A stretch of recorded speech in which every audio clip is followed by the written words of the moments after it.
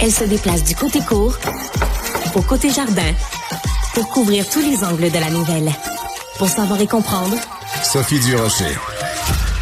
Tous les jeudis, on a la visite de François Charon pour faire une chronique techno pour connaître les toutes dernières nouveautés. Cette semaine, on n'a pas François Charon, mais on a Vincent Paquette, qui est chroniqueur techno lui aussi. Et en plus, il est directeur général du site françoischaron.com. Bonjour Vincent. Bonjour Sophie. Écoutez, c'est un plaisir de vous rencontrer, Vincent. D'autant plus que vous allez nous parler aujourd'hui d'une application qui va nous simplifier, plusieurs applications qui vont nous simplifier la vie en ce moment parce qu'elles peuvent nous dire d'où viennent les produits qu'on a l'intention d'acheter. Alors moi, j'ai envie de vous dire comment ça fonctionne, cette affaire-là. C'est super simple. On est dans un contexte avec une animosité envers les produits américains. Il y a plusieurs personnes qui cherchent à avoir. On a tout cet élan-là de l'achat local, donc on veut savoir exactement d'où viennent les produits, les compagnies qui sont derrière celles-ci proviennent de quel pays, et forcément, il existe des applications que l'on peut télécharger sur nos téléphones, autant que l'on ait un iPhone ou bien un téléphone Android, des applications que je devrais dire qui sont gratuites, qui, grâce à la caméra de notre téléphone, on va essentiellement numériser, donc scanner les codes barres des 10 produits, et on va être en mesure de savoir une panoplie d'informations. Donc, il y a 5 applications que je vais vous parler. Il y en a 2 qui s'appellent vraiment Made In, puis venez dans la chronique sur françoischaron.com pour vraiment vous assurer de télécharger les bonnes applications. Et celles-ci vont vraiment se concentrer sur l'origine des compagnies qui sont derrière les produits. Donc, dans le cas échéant, je vais scanner, ça va me dire, c'est une compagnie américaine qui est derrière ça. C'est une compagnie chinoise qui est derrière ça. Après, faut pas toujours prendre ça pour du cash non plus. Je me suis amusé à scanner une bière d'Unibrou. Ça me dit que c'est américain. Puis je fais, attends une minute, je fais des recherches. Ça appartient à Sleeman. Sleeman, ça appartient à Sapporo. Sapporo, c'est japonais.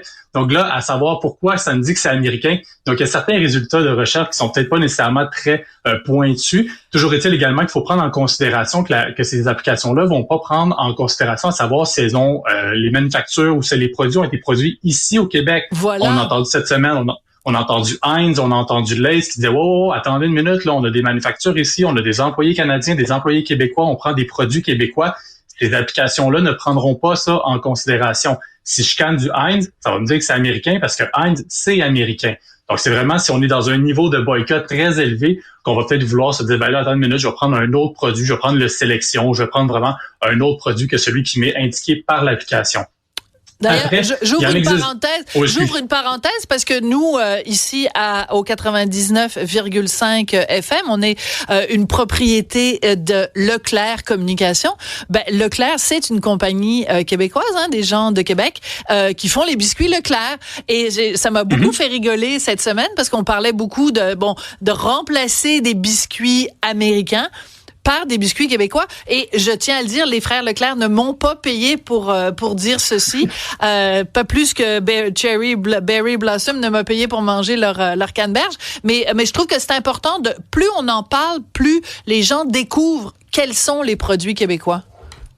Oui, non, définitivement, il existe une panoplie d'alternatives, effectivement, québécoises. Puis après ça, savoir si ces produits-là sont le mieux pour nous, il existe d'autres applications qui vont nous permettre de savoir quels sont les ingrédients, d'où sont la provenance des ingrédients, pour vraiment notamment connaître l'impact environnemental, c'est quoi la provenance de ça, c'est quoi l'indice d'émission de CO2 qui a été mise à travers tout le transport de ces produits-là.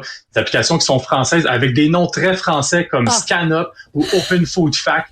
Bref, je fais des blagues, mais toujours est-il que, encore une fois, si jamais on a des allergies, si on a des intolérances, ce sont des applications qui vont pouvoir nous aider à faire des choix plus judicieux lorsqu'on va arriver à l'épicerie ou bien à la pharmacie pour tous les produits de nos vies de tous les jours. D'accord. Alors, on me dit à l'oreille que ce n'est plus les frères Leclerc qui font les biscuits, ou peut-être pas. En tout cas, on va le vérifier. Je viens peut-être de dire une grosse bêtise, mais ça venait du fond du cœur. Parce que moi, les petits biscuits là avec du chocolat dessus, j'aime beaucoup ça.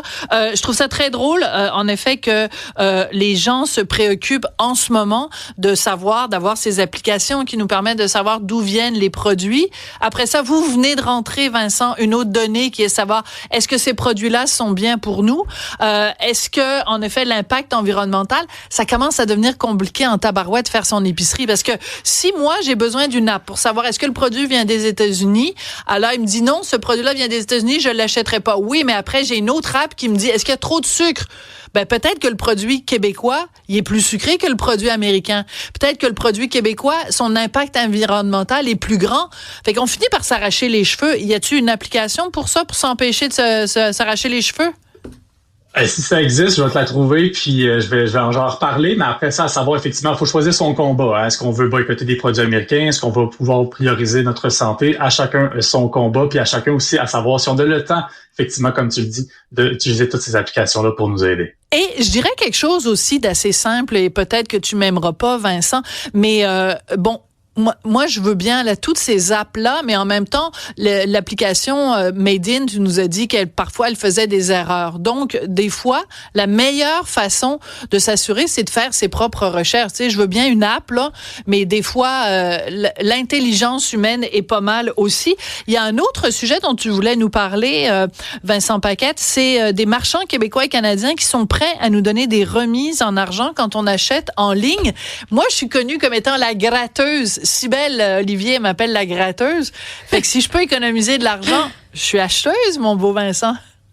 All right. Ben, écoute-moi bien. Dans le fond, essentiellement, encore une fois, toujours dans l'animosité qu'on a envers les Amazon de ce monde, dans ce qu'on a entendu dans les dernières semaines, on a lancé, il y a plus de 2 ans, ici à françoischaron.com, un club de remise en argent qui s'appelle le Club Boomerang. C'est un site Internet sur lequel tu vas te rendre. Ça s'appelle boomerang.club, pas .com, pas .ca, .club, C-L-U-B, qui est essentiellement un site sur lequel tu vas te créer un compte. C'est entièrement gratuit. D'accord. Tu vas retrouver plus d'une centaine de marchands qui sont prêts à te donner une remise en argent comptant pour des achats que tu vas effectuer sur leur site Internet. Et dans le lot, il y en a plus d'une 40aine d'entreprises qui sont canadiennes ou bien québécoises qui sont encore là prêtes à te redonner des remises en argent. On peut notamment penser à Aldo qui est prête à donner 4%, Bouclair qui est prête à redonner 3%, wow. Simons qui est prête à redonner 3%, Lolé qui est prête à redonner 4%, L'Équipeur 4%. Et donc, le principe est simple. On se rend sur le Club Boomerang, je me crée un compte gratuit,